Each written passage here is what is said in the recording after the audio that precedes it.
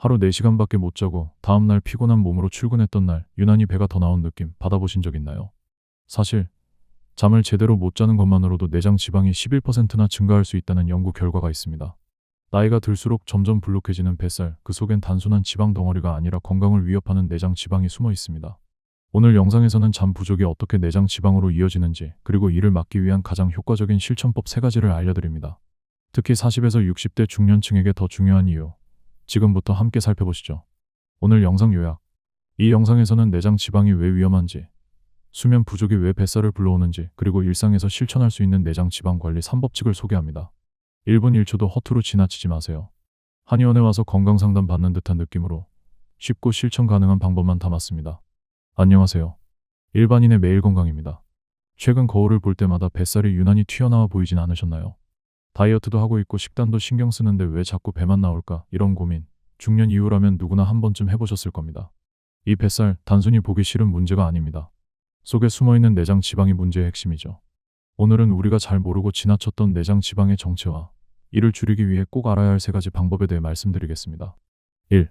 내장 지방, 그냥 지방이 아닙니다. 내장 지방은 피부 아래에서 손으로 집히는 피하지방과는 다르게 우리 몸속 장기들 사이에 깊숙이 자리한 지방입니다.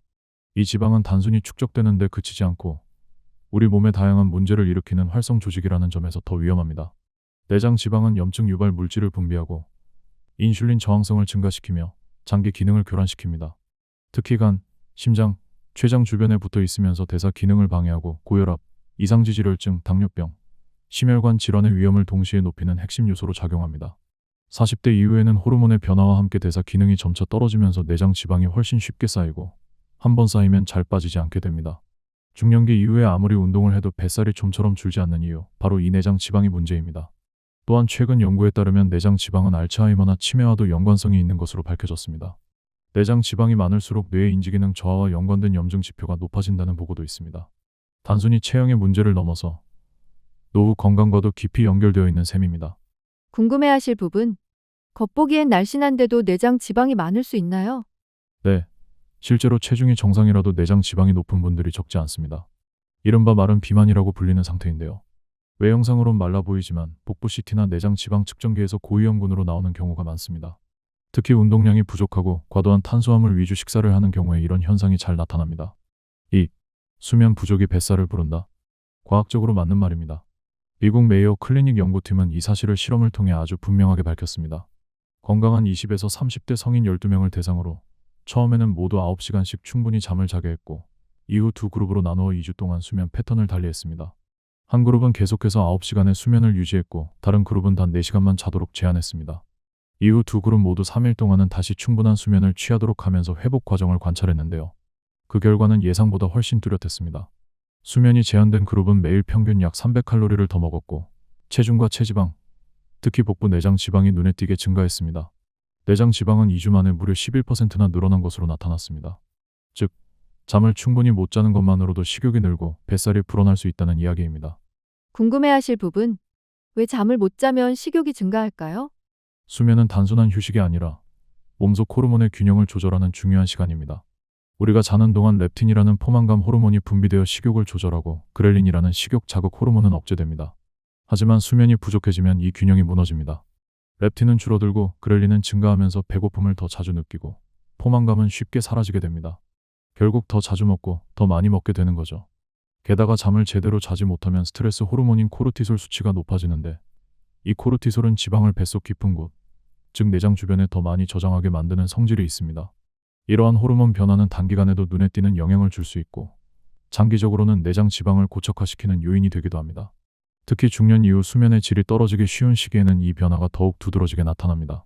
가볍게 넘겼던 수면 부족이 사실은 내장 지방의 가장 큰 원인 중 하나가 될 수 있다는 점, 지금부터라도 꼭 기억해 두셔야 합니다. 3. 내장 지방 줄이려면 이 3가지를 기억하세요. 첫째, 식사량 줄이기보다 질을 바꾸는 것이 핵심입니다. 하루 섭취 칼로리를 500칼로리만 줄여도 일주일에 0.5에서 1kg 정도의 체중 감량을 기대할 수 있습니다. 하지만 단순히 먹는 양만 줄이면 체중은 빠지더라도 쉽게 요요가 찾아오고 오히려 지방 비율이 높아질 수 있습니다. 그래서 중요한 건 음식의 질입니다.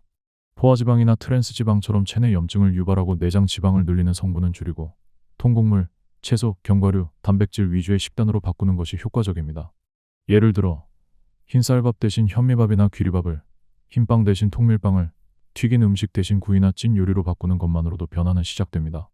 과자나 탄산음료 같은 초가공식품은 한 끼 분량의 칼로리를 쉽게 넘길 수 있을 정도로 열량이 높지만 포만감은 낮아 과식을 유도하기 쉽습니다.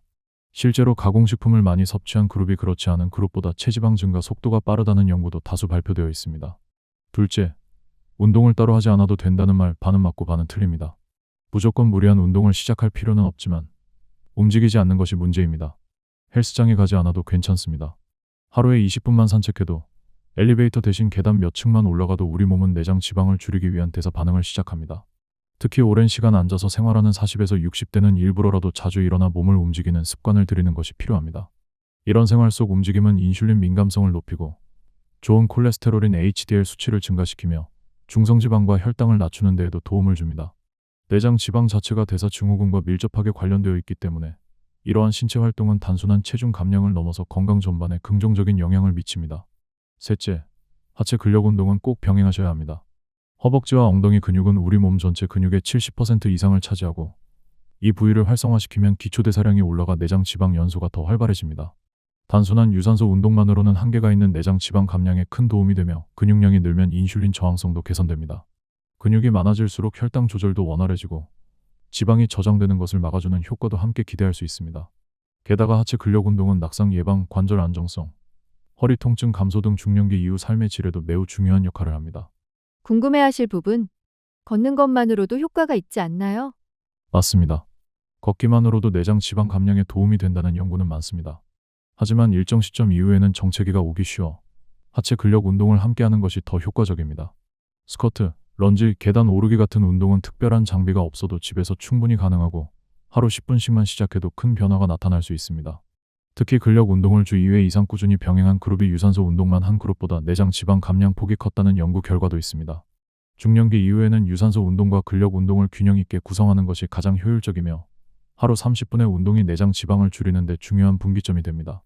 작은 습관이 큰 변화를 만듭니다. 오늘 하루도 많이 먹는 것보다 잘 먹는 것, 억지로 하는 운동보다 자주 움직이는 생활, 무리한 다이어트보다 내 몸에 맞는 균형 잡힌 변화가 내장 지방을 줄이는 가장 좋은 방법이라는 사실 기억해 주세요. 결론 및 실천법. 뱃살은 단순히 보기 싫은 외형의 문제가 아니라 우리 건강의 미래를 결정짓는 핵심 지표입니다. 오늘 말씀드린 실천법 3가지를 다시 정리해보면, 첫째, 가공식품과 포화지방을 줄이고 통곡물과 식이섬유 위주의 식단으로 바꿉니다. 둘째, 하루에 20분 이상 꾸준히 걷고 계단을 활용해 움직임을 늘립니다. 셋째, 하체 근육을 키우는 스쿼트나 런지 운동을 주 2에서 3회는 꼭 실천합니다. 그리고 이 모든 것의 바탕은 바로 양질의 수면이라는 것도 잊지 마세요. 7에서 8시간의 충분한 수면은 단순히 피로 회복만이 아니라 내장 지방 관리에도 결정적인 역할을 한다는 점 꼭 기억해 주세요. 뱃살을 그냥 두면 병이 되고 관리하면 건강의 중심이 됩니다.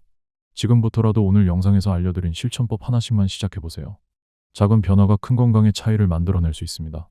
오늘 영상이 도움이 되셨다면 좋아요와 구독 그리고 주변 분들과 공유도 부탁드립니다. 다음에도 여러분의 건강한 일상을 위한 정보로 다시 찾아오겠습니다. 지금까지 일반인의 매일 건강이었습니다. 감사합니다.